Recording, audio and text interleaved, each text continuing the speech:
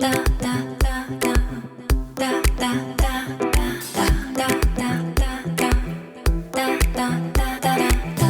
to the Unusual History of Everything, the podcast that uncovers the unusual history of everything around us. I'm Karen Lacey. And I'm Melanie Dellis. On this episode, we flesh out what humans did when poop became a problem and how it all led to a universal holiday. Once again, we're talking about poop. I mean, really. Okay. Poop is an everyday thing that happens, in theory, hopefully if you're healthy, at least once a day. Poop. People poop. As the children's book says, everybody poops. Yes. Poop, but apparently poop became a problem. Mm-hmm. Happy World Toilet Day. Yes. Thank you. I've been waiting for somebody to say that to me. You're welcome. Yes. In case you didn't know, and when you sit on your toilets today, just take a moment and celebrate the World Toilet Organization. Yes, there is one. It declared November 19th to be World Toilet Day back in 2001. Why, may you ask? Well, it all had to do with drawing attention to the fact that even today, not every country has great sanitation, which of course spreads diseases like cholera, typhoid, and hepatitis. According to the UN, 2.5 billion people in the world do not have regular access to a toilet, and the ones that do have access are using dirty and unsafe toilets. You know, I have to say that as unbelievable as that sounds, because here in America, we all have toilets and we're used to having, running water and doing all these things. So it's surprising, but not really, because if you watch like dumb shows like 90 Day Fiancé, it'll show you that they go to different countries and live there in squalor, basically. Like Americans will go fall in love with somebody from any of these countries that have poor sanitation, and then the camera crews follow them and film their lives, right? So as stupid as the show is, it's interesting to open up our eyes here to these countries that don't have sanitation, don't have running water. They're still getting it from the rivers or the well, or there's no toilet in the house. And then the other day, I was watching like the latest season of 90 Day Fiancé, where the people from other countries come to America to live, okay? And you're like, oh, well, they're going to have it so much better because we've got toilets. But no, there's a dude right now on this season that lives in LA. Okay, he's 31. Of course, he has no job, right? He lives in LA and has a studio apartment that he brings this beautiful girl from London to. And there's no bathroom in his apartment. She has to go outside, walk through an alley to use the communal toilet that the whole apartment complex in the block or whatever shares. One bathroom. So even in the U.S., we don't have what is considered like crazy. What is considered normal. And well, I mean, have you ever you and I live in the U.S. Have you ever gone somewhere and been like, I need to go to the bathroom, and be like, that was disgusting. I think I'm going to hold it.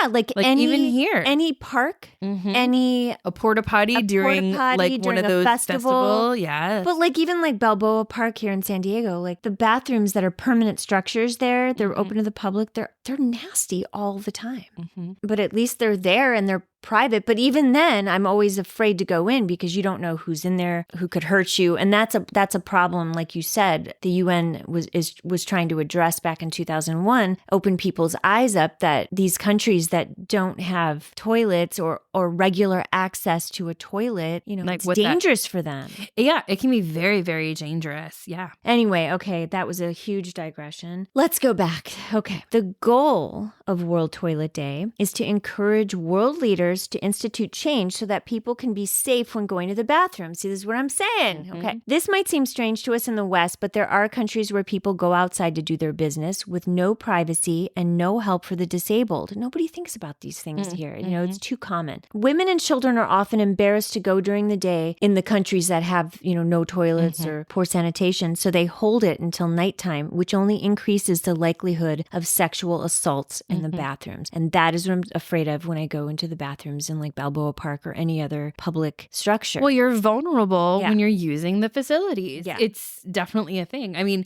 I have this story, which is a little funny, but if I really think about it, like it was scary. I was on a trip with the Girl Scouts when I was a Girl Scout many, many years ago. And we were actually canoeing down this river and we were stopping to take a break. And I remember wandering off. I mean, I knew where I was going to go to the bathroom before we got into our canoes again. And I remember like getting ready to go and then like hearing this noise behind me. And I think it was just like a cow or something, whatever. But it was really loud, really insistent, and a little angry sounding. And I'm like, you know what? I'm just going to hold it. I'm just going to hold it. I still do it to this day. I have no idea what it was. But I'm like, you know what? I'm going to hold it because that putting myself in that position was just a little bit too vulnerable for me. I mean, you don't know what that angry cow was going to do. I know. It actually could have been a bull and it could have charged me. Yeah. It could have been anything. And it might not have been a bull at all. It might have just been my little child brain saying, oh, that's a bull, and trying to like make sense of the noise.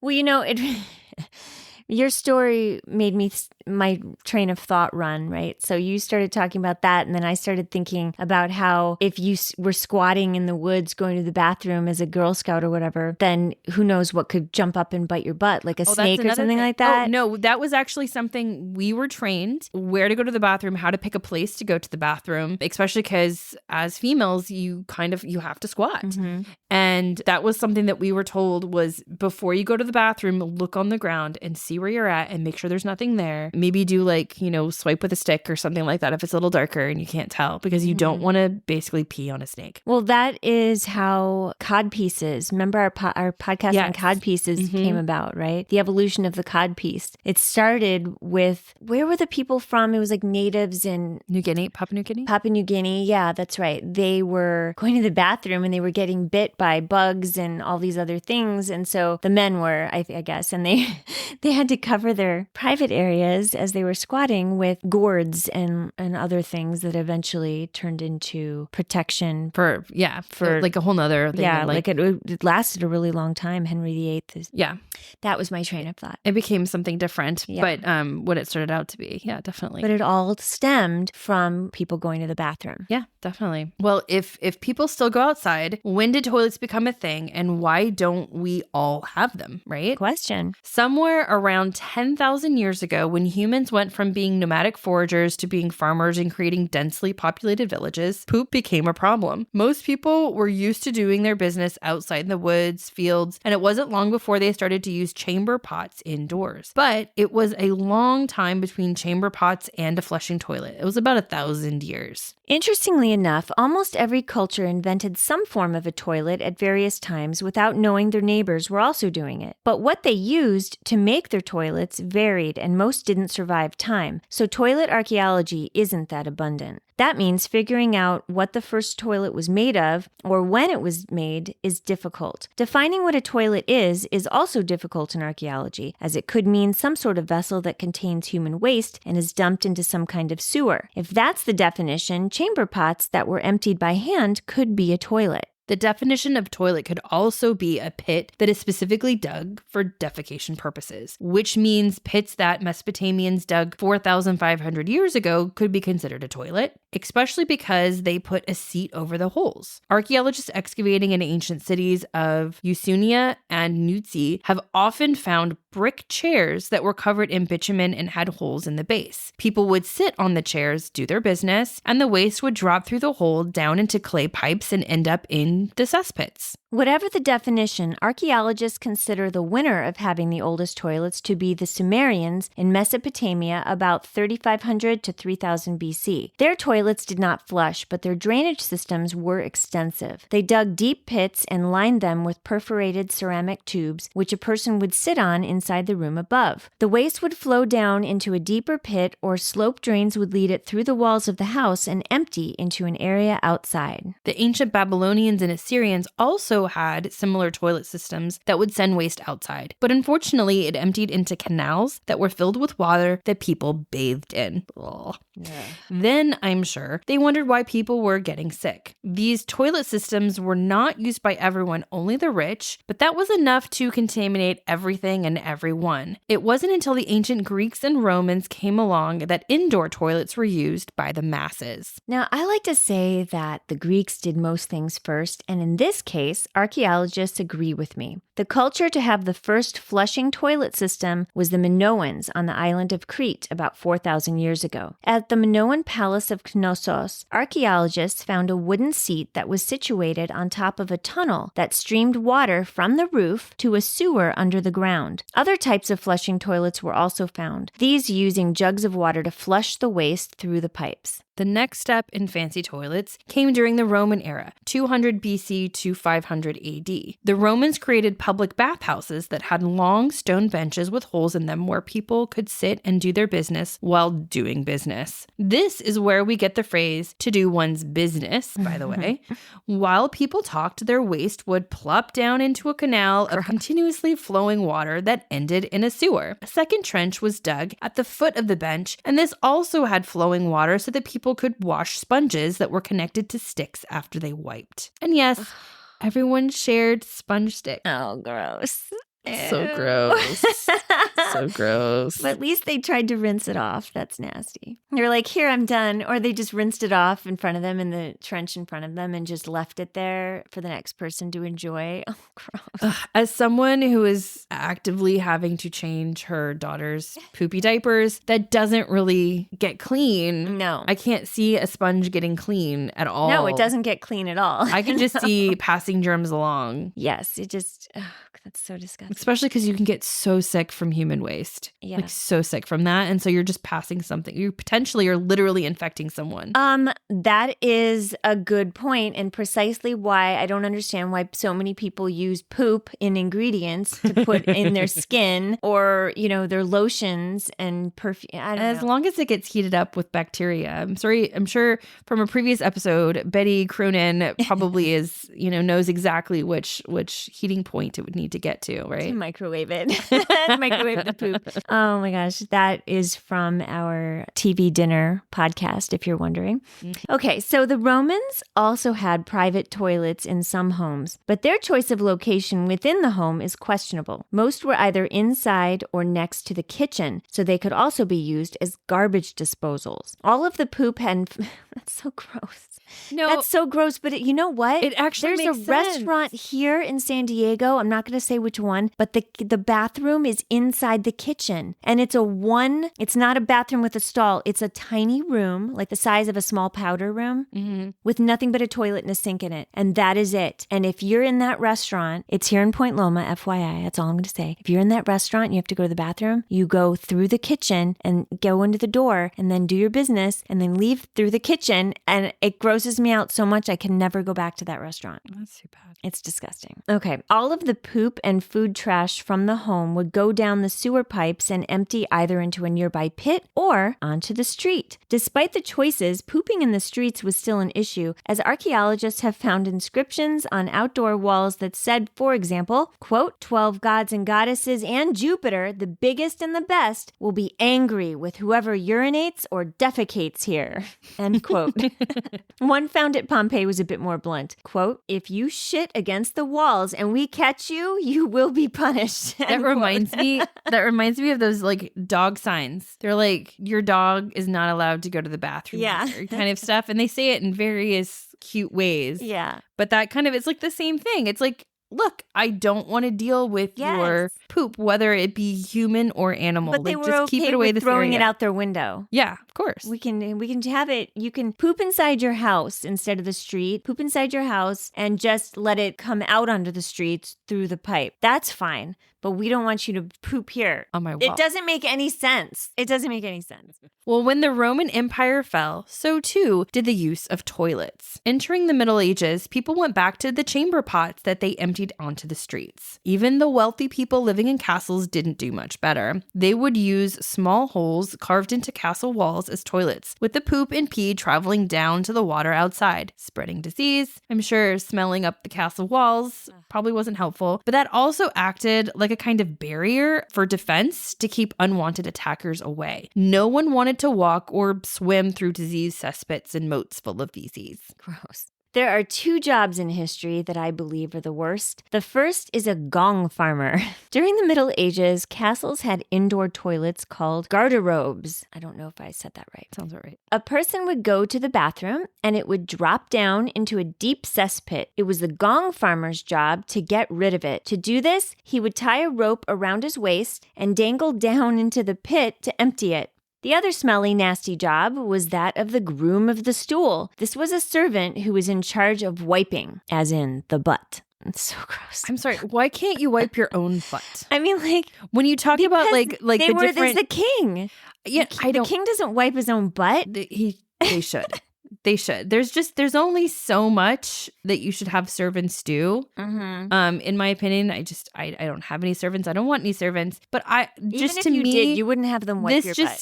This just seems like 20 steps too far, right? Like, why? Yeah. I don't need anyone in there. But when you read about like some of the kings of France or whatever, they talk about like having like people when you're doing your morning business. I'm like, no, thank you. That's some alone time right there. You know, with my own toilet paper, you know, not like let's have a crowd and I'm going to do my business in front of said crowd. I don't understand that. But like, remember in Coming to America with Eddie Murphy at the beginning of the movie, they have his servant girls wiping his butt. I don't. They don't remember show that it, but scene. they were like talking about it. Oh, they bathed him. He's the prince. I knew I remember that part. I need to watch this show again. Oh my God, it's so funny. It's on all the time. I watch it every time it's on. I don't know why. It's just like, I love Eddie Murphy. He's hilarious. That movie is so funny. And even though I know every second of that movie by heart, every time it's on, I'll watch it. Even if it's a marathon, I'll just keep it on all day. It's so stupid. I don't know why I do that, but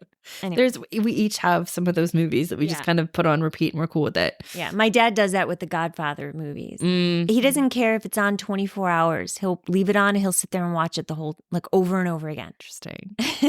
For Christmas, I always have the It's a Wonderful Life, or it does A Christmas Story, and they'll do those marathons. Yeah. I'll like kind of leave those on in the background. Same. I do that too. You have to. It's a tradition. It's a tradition. Exactly. While you're cooking stuff or doing whatever. Exactly. Well, let's move forward a little bit in time. In 1775, a Scottish watchmaker and inventor named Alexander Cummings wanted to fight the stench of the unusual toilets and created a design for a double curved drain pipe, which became the forerunner of the modern toilet. In 1778, Joseph Bramah tweaked Cummings' invention with the hinged valves, a design that is used on ship and airplane toilets today. It wasn't until 1833 that the White House installed indoor plumbing and running water, and in 1870, a pottery manufacturer in England named Thomas Twyford invented a single-piece ceramic flush toilet. But toilet paper for flush toilets came first. In 1857, a man named Joseph Gaiety created Gaiety's medicated paper, the first commercially available toilet paper. It was sold in flat sheets and had a watermark with his name on each one. At that time, people often used newspaper or unwanted writing paper to wipe, and these things contained many chemicals. Not to mention harsh. Yes. Very harsh. Harsh on the butt. Did not feel good. And Gaiety, but I think it's better than the sponge on a stick. Definitely better than the sponge on a stick, 100%. And Gaiety advertised his toilet paper as a safer way to wipe. In 1871, Seth Wheeler from Albany, New York, created the rolled, perforated toilet paper that we use today. Thank you. Yes, thank you. Although if you do what I did and look at his patent designs to see which is the right way to hang the roll, over or under, by the way, it's over, in my opinion, but it won't help. His designs show both ways.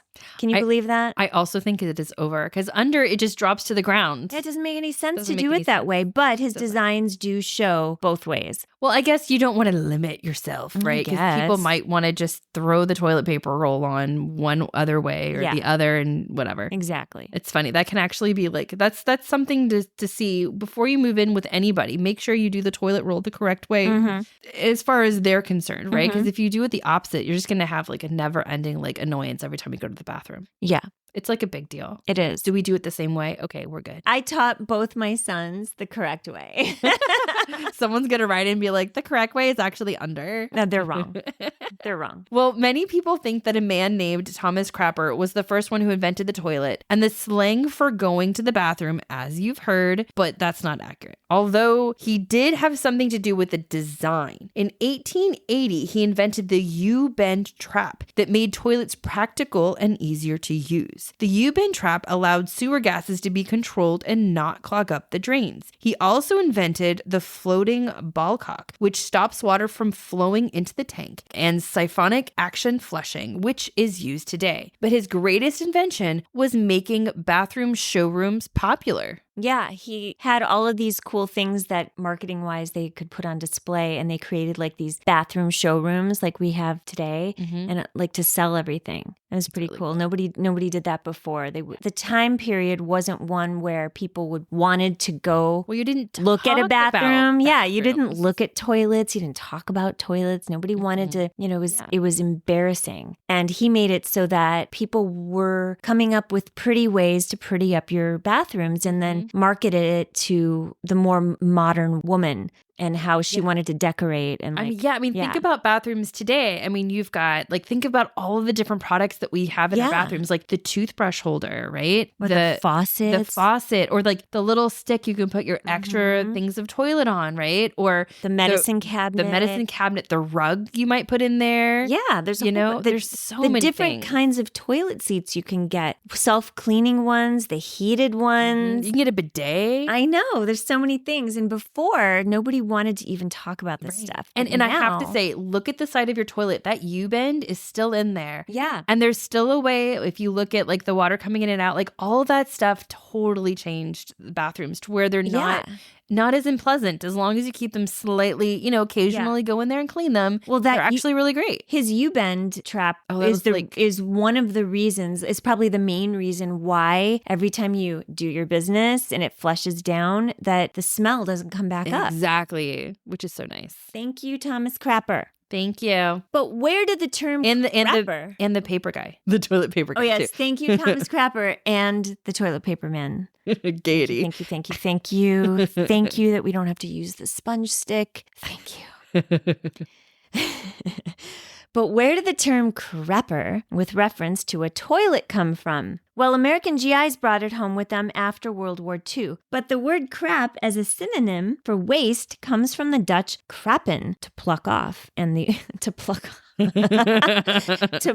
I said pluck with a P, and the Old French crappe, C-R-A-P-P-E, which means waste or rejected matter, which comes from the medieval Latin crappa, the old crappa. According to the Oxford English Dictionary, the first application to bodily waste appeared in 1846 in a reference to a crapping ken, or a privy, where ken means a house. I still think that we're missing a little bit of history of Thomas Crapper's name in that, so how did he get that name? That's his last name. I know, but knowing the history of the word, I always think about people's last names and what their ancestors did to either call themselves that or earn that name. Because we know that it's medieval. It is. So we know that name, that word. We know the word comes from at least medieval times. Yeah, it has a history to it being associated with waste products. It wasn't necessarily tied to a toilet until later, which I get. Oh my God. He had the name. Oh my God. What if his ancestor, one of his ancestors, got the name back in, I don't know, listen, I don't know where his ancestors come from. Let's preface that. But what if one of Thomas Crapper's ancestors was a gong farmer or a groom of the stool back in medieval times? Because he was in charge of the waste and plucking it out. And that's what that job did. And so they were like, we're going to call you Thomas the Waste Plucker or something. And they used the word for that, which is crappa. And then it became crappe or whatever. And then it turned into crapping, and then it turned into crapper. Like, that's probably where it came from. Okay, so this is what I know. He's English. Okay, that makes perfect sense because that's, in medieval times, that's when they had the gong farmers and the groom of the stool. They plucked the waste away, and that is what his last name means. Boom! His ancestors used to do that job, and there you go. Just like John Smith was a blacksmith, his ancestors were blacksmiths, and that's where the last name Smith came from. Yeah, it's kind of funny that the reference and everything happened before he was born, but yet he's tied to plumbing. So it could be this gong farmer situation. What year was Thomas Crapper born? He was born, I think 1846, if I'm not 36. Okay, well, he was alive before the GIs started using the word crap. So. Yes, that was later, but when the word, like what you were talking about earlier, where they're talking about the crapping kin, that happened before he was born or just after he was born, right? So they're talking about privies. It was 1846. Okay, so that was 10 years after. So he was 10 years old. So he would have already been named. And I mean, listen, I've already told you where his name comes from now. I mean, I don't know how much more obvious it can be. Gong farmer, his ancestor back in England. Yeah, I mean, he's an inventor. He's a plumber. He's a businessman. So the name possibly, maybe his parents. Not possibly, definitely. His ancestor in England was a gong farmer. That's where his name came from. That's where you think that makes sense. Okay. Where do you think it makes sense? I have no idea. I just explained it. I'm just saying, like, why not? That does make sense that there's probably some history to that. I know I'm right. Okay. Just like my last name is, well, now Delis, that's a shortened version of my real Greek last name when my grandfather came over to Ellis Island and before they shortened it. But like my real Greek last name comes from the island of Crete, where pretty much every man was named George there. And they were like crazy warrior people who would like defend their farms from being taken over and stuff. And that's where my last name comes from. It means crazy Georges. Of the crazy Georges. That's what it translates as. And so they gave everybody that last name. Interesting. Because of how crazy and ruthless they were as fighters. I mean, that's serious. That's where my last name came from. I like it. Yeah. We had a lot to say about crap. Yeah, we did. All right. About the crappa. We did. Well, that brings us to the end of our episode. You can follow the Unusual History of Everything podcast on Instagram at the Unusual History of Everything and on Facebook at the Unusual History of Everything podcast. Find our show notes on www.musecuratorial.com. The Unusual History of Everything is written, produced, and directed by Melanie Dellis and Karen Lacey. New episodes air every Tuesday on all podcast outlets. Be sure to subscribe to us so you never miss an episode and leave us a review. You can also see photos from our episodes and more on our website, Instagram, and Facebook. Thanks for listening. I'm Melanie Dellis. And I'm Karen Lacey, your host for the Unusual History of Everything. Da, da, da, da.